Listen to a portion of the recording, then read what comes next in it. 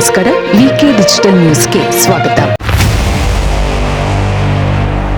ದೆಹಲಿಯ ಸಂಭವಿಸಿದ ಸ್ಫೋಟದ ಘಟನೆ ಬೆನ್ನಲ್ಲೇ ಉತ್ತರ ಕನ್ನಡ ಜಿಲ್ಲೆಯ ಕಾರವಾರದಲ್ಲಿ ಹೈ ಅಲರ್ಟ್ ಘೋಷಣೆ ಮಾಡಲಾಗಿದೆ.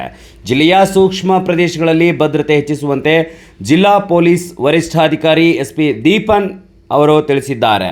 ಕಾರವಾರ ಬಂದರು ಸೇರಿದಂತೆ ಜಿಲ್ಲೆಯ ಎಲ್ಲ ಪ್ರಮುಖ ಬಂದರುಗಳು, ರೈಲ್ವೆ ನಿಲ್ದಾಣಗಳು ಹಾಗೂ ಬಸ್ ನಿಲ್ದಾಣಗಳು ಪೊಲೀಸರು ವ್ಯಾಪಕ ಪೆಟ್ರೋಲಿಂಗ್ ನಡೆಸುತ್ತಿದ್ದಾರೆ.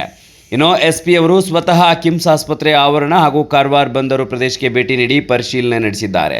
ಅದರ ಜೊತೆಗೆ ಬಾಂಬ್ ಸ್ಕ್ವಾಡ್ ಹಾಗೂ ಡಾಗ್ ಸ್ಕ್ವಾಡ್ ತಂಡಗಳು ಸೂಕ್ಷ್ಮ ಪ್ರದೇಶಗಳಲ್ಲಿ ತಪಾಸಣೆ ನಡೆಸುತ್ತಿದ್ದಾರೆ. ಕರ್ನಾಟಕ ಗೋವಾ ಗಡಿಯಾದ ಮುಜಾಳಿ ಮತ್ತು ರಾಮನಗರ ತಾಲೂಕಿನ ಅನಮೋಡ ಪ್ರದೇಶಗಳಲ್ಲಿ ಜಿಲ್ಲೆಗೆ ಬರುವ ಎಲ್ಲ ವಾಹನಗಳನ್ನು ನಿಖರವಾಗಿ ಪರಿಶೀಲಿಸಲು ಸೂಚನೆ ನೀಡಿದ್ದಾರೆ. ಇದೇ ವೇಳೆ ಕದಂಬ ನೌಕಾನೆಲೆ ಹಾಗೂ ಕೈಗಾ ಅಣು ವಿದ್ಯುತ್ ಸ್ಥಾವರ ಪ್ರದೇಶಗಳಲ್ಲೂ ಕೂಡ ಹೈ ಅಲರ್ಟ್ ಘೋಷಿಸಲಾಗಿದೆ.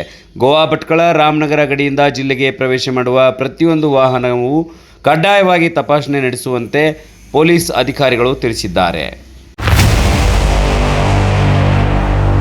ಇದು ಈವರೆಗಿನ ಸುದ್ದಿಗಳು. ಮತ್ತಷ್ಟು ಸುದ್ದಿಗಳಿಗಾಗಿ ನೋಡ್ತಾ ಇರಿ ವಿಕೆ ಡಿಜಿಟಲ್ ನ್ಯೂಸ್. ವೀಕ್ಷಕರೇ, ವಿಕೆ ಡಿಜಿಟಲ್ ನ್ಯೂಸ್ ಯೂಟ್ಯೂಬ್ ಚಾನಲ್ ಅನ್ನು ಲೈಕ್ ಮಾಡಿ, ಸಬ್ಸ್ಕ್ರೈಬ್ ಮಾಡಿ ಮತ್ತು ಹೆಚ್ಚಿನ ಜನರಿಗೆ ಶೇರ್ ಮಾಡಿ.